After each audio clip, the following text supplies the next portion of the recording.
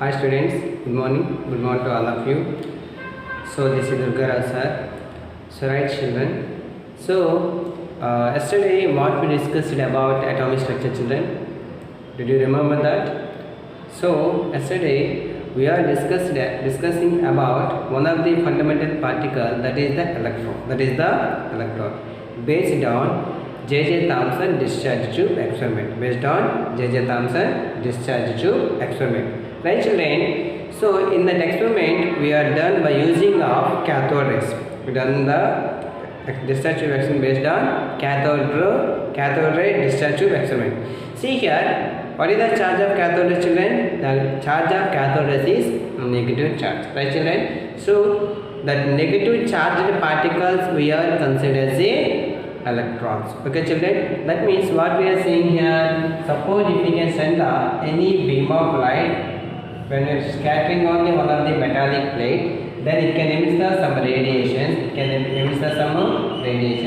So these are the radiations we are considered as electrons. Or children, electrons. These are the radiations we have observed on the zinc sulfide screen. So then what we are saying here, the electrons are emitted by the one of the metallic sheet by using a fluorescent screen, by using a fluorescent bulb is called as cathode rays. What children?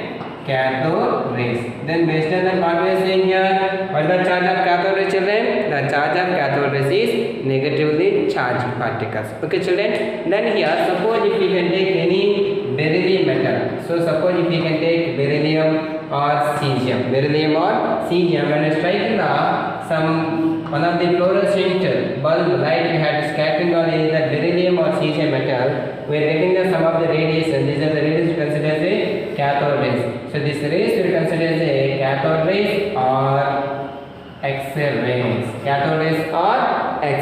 Right children? So here we know that already X-ray sheet is useful for to determine what is the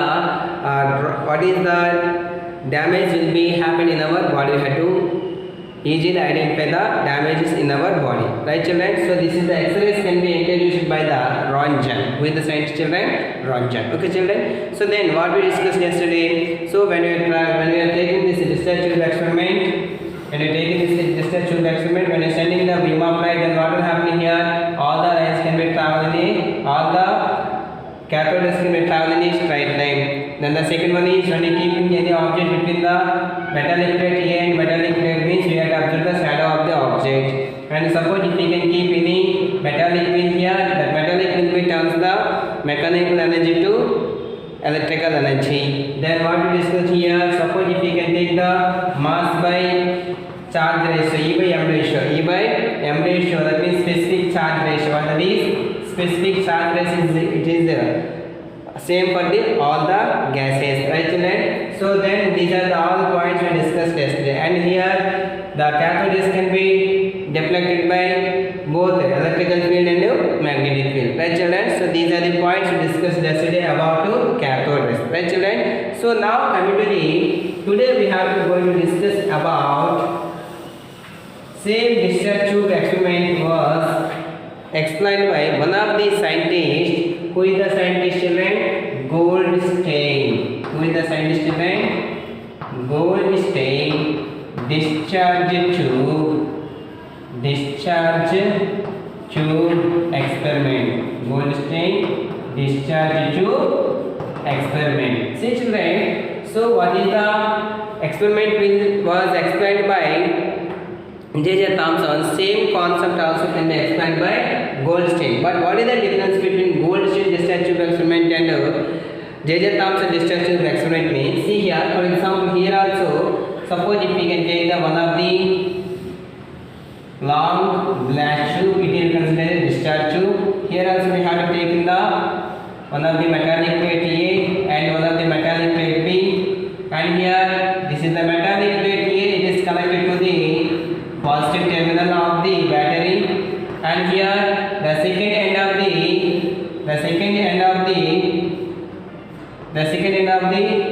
glass discharge tube experiment, it can be connected to the negative terminal. Okay children, and here it is considered as an exhaust exhaust pump. Here it is considered as the zinc sulfide fluorescent screen. Zinc sulfide fluorescent screen. Okay, children. See here, in case of cathode rays, that means in case of J.J. Thomson discharge tube experiment, there we are taking the cathode rays. But here we have to take in the canal rays. What children? Here we have to take in the canal rays. So canal rays is also called as anode rays. What children? Canal rays also called as anode rays. Okay children. See here, we are sending the one of the beam of light to the metallic plate. So when you are sending these rays can be travel in the form of straight line. That means here based on that what we are saying here, canal rays can travel in a straight line. So this is the first characteristic property of Goldstein discharge tube experiment children. Then here second one. Here suppose if we can keep any object in between metallic plate A and metallic plate B, then here we have to observe the shadow of the object on the screen. That is the second postulate about Goldstein discharge tube experiment children. See here, maximum for the cathode rays discharge tube experiment and canal rays discharge tube experiment, maximum it is similar. But what is the difference here means, there we are taking the cathode rays, here we are taking the canal rays or anode rays. Okay children, here second postulate, what we are saying here, shadow of the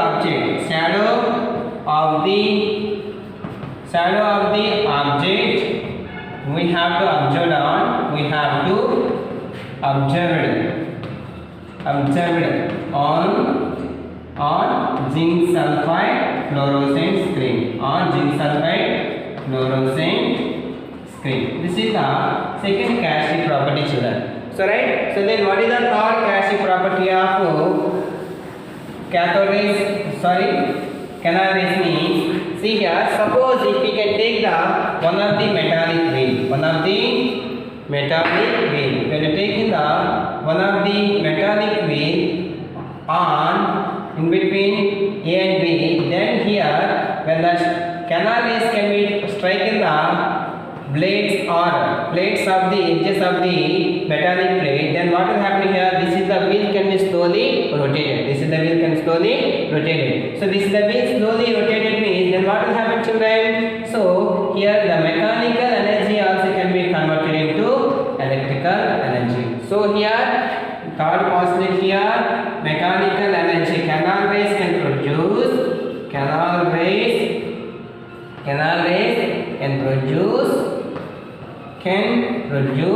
mechanical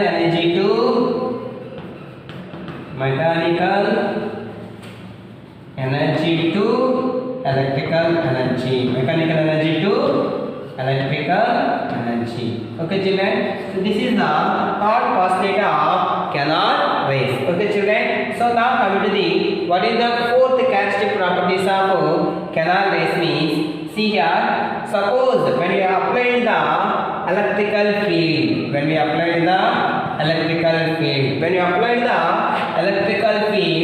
see here, these are the canal rays can be attract towards to the, when you take the negative pole and the positive pole means, here canal rays can be attract towards to the negative side. That means here, actually what is the original path of the canal rays? The original path of canal rays is it is straight line. But when you apply the electrical field, it is the negative terminal, it is the positive terminal. Then what is happening here? Those canal rays or anode rays can be attract towards to the negative side. So these canal rays can be attract towards to the negative side means, what is the charge of canal rays children? The charge of canal rays is positive. That means positive radiations can be attracted towards to the negative radiations. So based on that what we are saying here, the charge of canal rays is positive charge. What children? The charge of canal canal rays is positive. What is the charge of canal rays, children? Positive. How can you identify this? So when you apply the electrical field, here deflection will be takes place. That means the path of canal rays will be deflected towards the negative side. Okay, children. So then instead of electrical field, suppose if we can keep the magnetic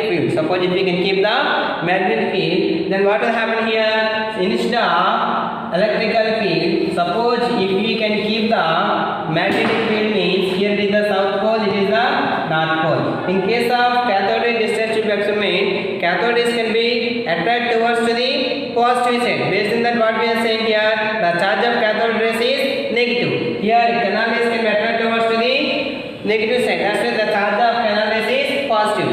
Then in presence of magnetic field, cathode rays can be attracted towards to the north pole. Here canal rays can be attracted towards to the south pole, children. Canal rays can be attracted towards to the south pole. So that means whatever it may be, here the cathode rays and canal rays both are also deflected by both electrical field and magnetic field. Okay, children. See here, based on that, what we are saying here, their negative charged particles are considered as electrons. Here positively charged particles were considered as protons. What is the charge of protons, children? Positive. Here positively charged particles, positively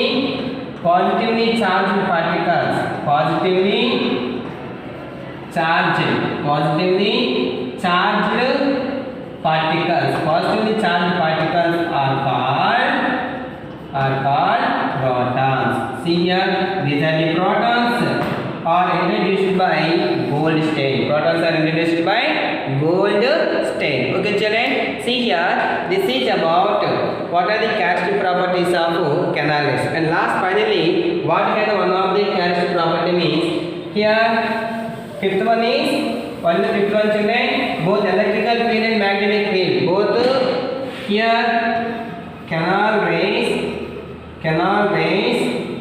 are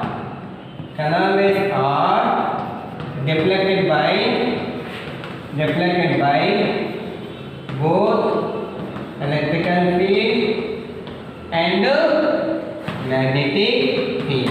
And now coming to the sixth one. See here, children, suppose if you can fill the any gas here, when we are filling the any gas, here E by M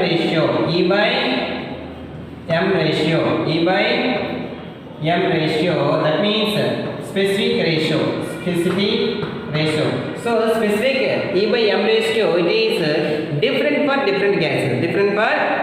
Suppose if you can take hydrogen gas, so the E by M ratio it is having one value. Suppose if you can take another gas, so automatically the E by M ratio will be changes. That means here when we are taking the different gases in case of destructive experiment of canal rays, the E by M ratio also it will be differ from the each and every gas. That means E by M ratio is varies for the different gases in case of canal rays discharge tube experiment. But in case of cathode rays discharge tube experiment, here E by M ratio is same for all the gases. Okay, children. So this is the difference between canal rays discharge tube experiment and cathode ray discharge tube experiment. Well, children, so don't be confused about here. See here, I am giving very clarity here. What is the clarity, children? There we are taking the cathode rays, here we are taking the canal rays. There they will consider as a negative charged particles, here we consider as a positive charged particles. There we consider as a it can be attracted towards to the positive side, here it can attract towards the negative side. See here, like we have to differ the differences between cathode rays and anode rays or canal rays. Okay, children. So this is about fundamental particles of atom. Those are electrons and protons. Here electron is introduced by J.J. Thomson. Here proton is introduced by Goldstein. But who gave the name for the electron, children? J.J. Stoney. Who is the children? Who is the scientist, children? J.J. Stoney. Okay, children. See here. Now, till now we know about there are two fundamental particles. Those are electrons and protons. Right, children? After introducing the electrons and protons, so these two particles can give the one of the idea about to create the atomic structure.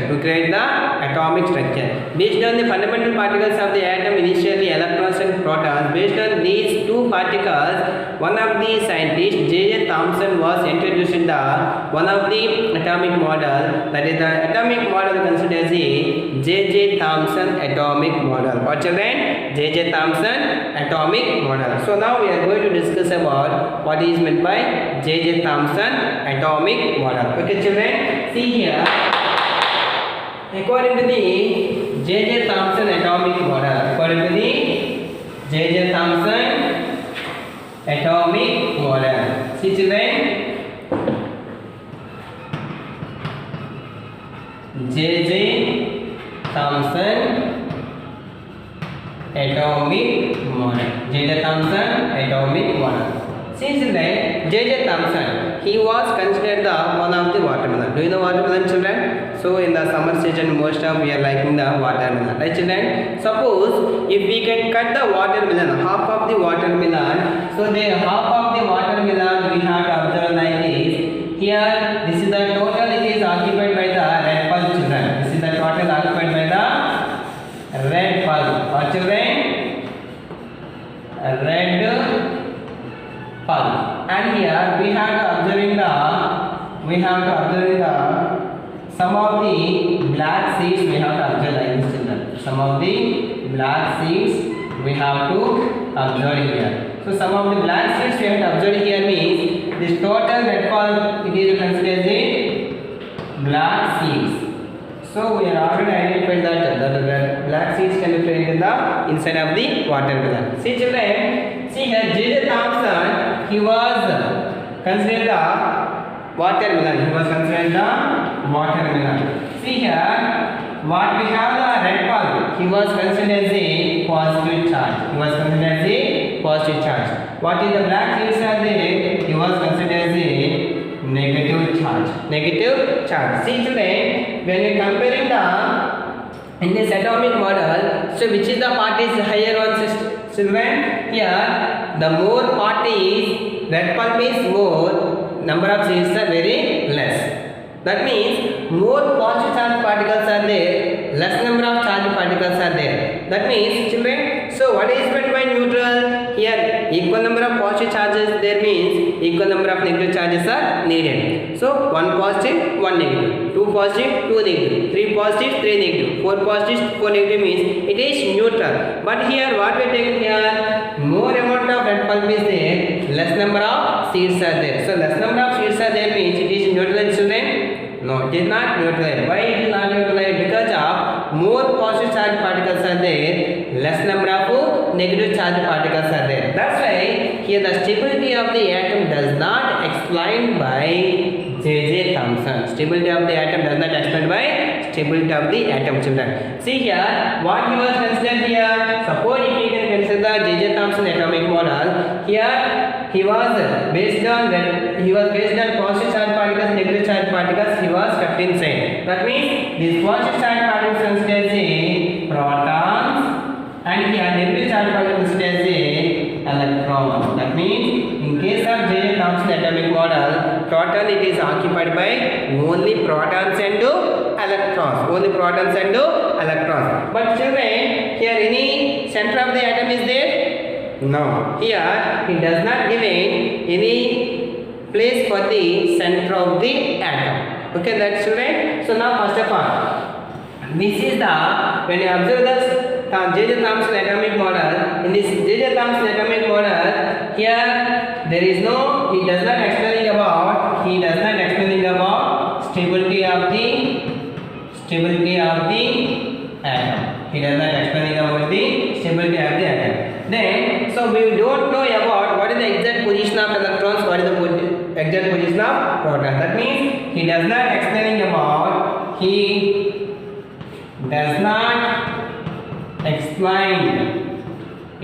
explain about position of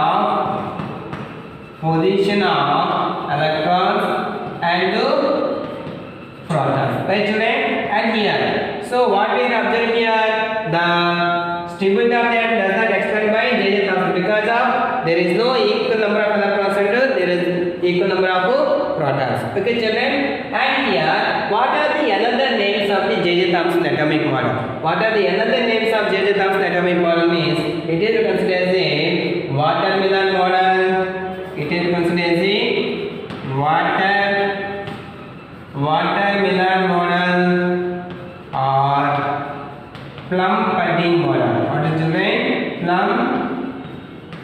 Plum pudding model, watermelon model or plum pudding model or apple pie model. What's the name? Apple pie model. So these are the another names of the J.J. Thomson atomic model. See children, what I am explaining here means we have to J.J. Thomson was explained based on there are two fundamental particles, electrons and protons. So suppose if we can take the watermelon, in that watermelon consists of there are two main parts. One is red pulp and another one is black seeds. So J.J. Thomson was considered as a red pulp, he was considered as a positive charged particles, black seeds he was considered as a negative charged particles. When comparing this model, here we cannot identify what is the exact position of seeds, we cannot identify that. What is the exact position of red pulp, we cannot identify that. But here he was mixing the both positive charges and negative charges. That's why here there is no equal number of electrons and equal number of protons. That's why he was failed to explaining about stability of the atom.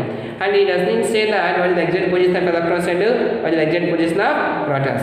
But based on he was explained based on the atomic watermelon, that's why it is considered as a watermelon model or plum pudding model or apple pie model. And here in case of J.J. Thomson atomic model, there is no particular place for the center of the atom. Okay children, so these are the points was explained by J.J. Thomson atomic model. Okay children, so tomorrow we have to explaining about what is meant by neutron and what is who introduced the neutron, and we need to discuss about some more another atomic models. Okay children, so each and every point you should write in your CW. Okay children, thank you.